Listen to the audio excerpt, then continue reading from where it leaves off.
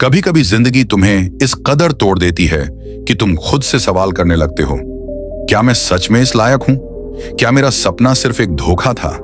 जब सारे दरवाजे बंद हो जाएं, जब हर तरफ सिर्फ अंधेरा हो, तब भी अगर तेरे सीने में एक हल्की सी आग बाकी है तो जान ले, तू अभी जिंदा है। घायल परिंदा है तू, दिखला दे, अभी जिंदा है तू। सुबह 4 बजे की नींद को कुर्बान करके किताबों के ढेर में डूबे उस बच्चे को शायद कोई नहीं देखता।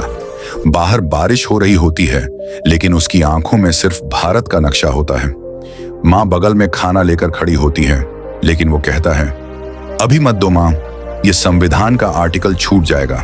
कोई देख नहीं पाता कि कितनी बार उसने हंसते हुए सबके सामने कहा, अगली बार निकाल लूंगा, लेकिन अकेले में खुद से ये पूछा, शायद मैं इस लायक ही नहीं हूं। उसे देखकर लोग कहते हैं, इतना टाइम बर्बाद क्यों कर रहा है यार, प्राइवेट जॉब कर ले।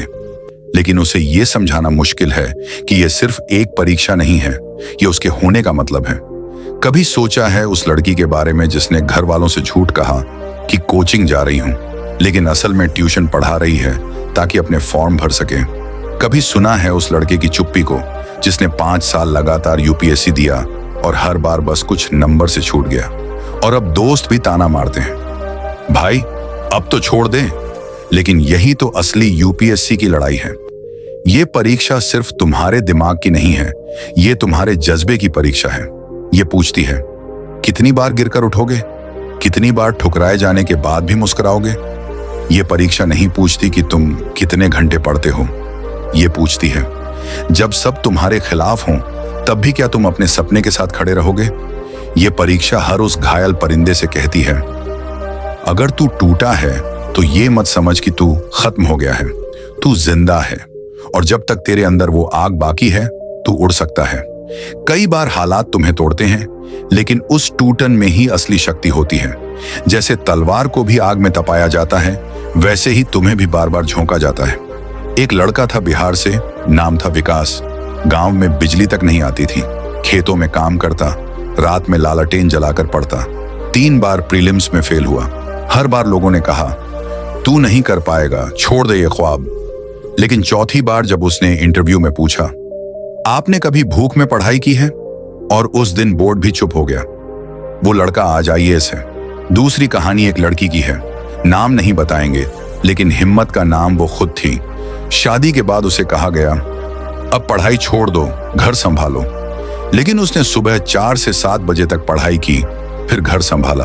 5 साल लगे, लेकिन 6ठे साल जब रिजल्ट आया, उसका नाम सबसे ऊपर था। ऐसी कहानियां सिर्फ किताबों में नहीं, हमारे आसपास हैं। हर बार जब कोई एस्पिरेंट फेल होता है, वो सिर्फ एक छात्र नहीं हारता, उसके साथ उसकी नींदें, उसकी रातें, उसके रिश्ते और उसकी आत्मा भी टूटती है। लेकिन अगर तुमने हार मान ली तो तुम सिर्फ परीक्षा से नहीं, खुद से हार जाओगे। क्योंकि जब तुम कहते हो अब मुझसे नहीं होगा, उस वक्त तुम्हारे भीतर बैठा वो बच्चा कहता है, मैंने तो तुझ पर भरोसा किया था, क्या तुम उसे धोखा दोगे?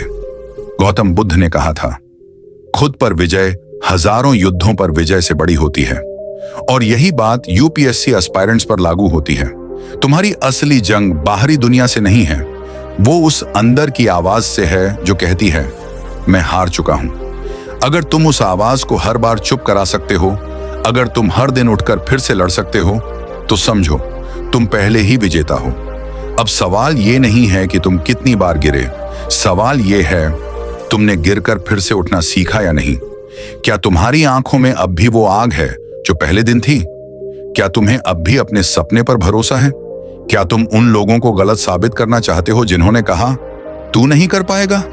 अगर इन सवालों का जवाब हां है तो सुनो, घायल परिंदा है तू, लेकिन दिखा दे, अभी जिंदा है तू।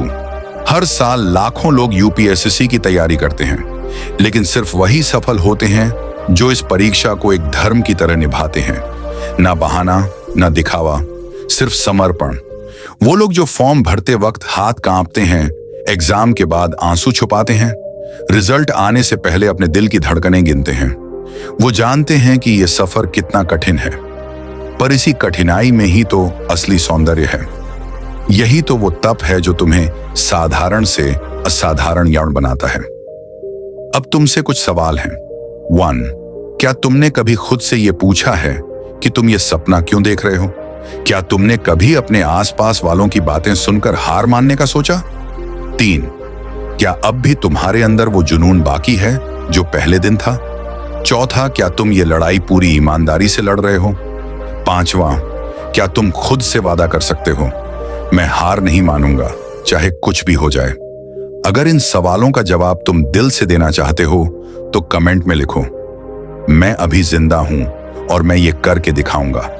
और अगर इस वीडियो ने तुम्हारे दिल को छुआ है, अगर तुमने खुद को इस कहानी में कहीं देखा है, तो अभी उम्मीदों का डीप को सब्सक्राइब करो, क्योंकि ये सिर्फ चैनल नहीं, ये हर उस सपने की आवाज है जो इस देश को बदलना चाहता है। याद रखो, घायल परिंदा है तू, लेकिन उड़ान अभी बाकी है।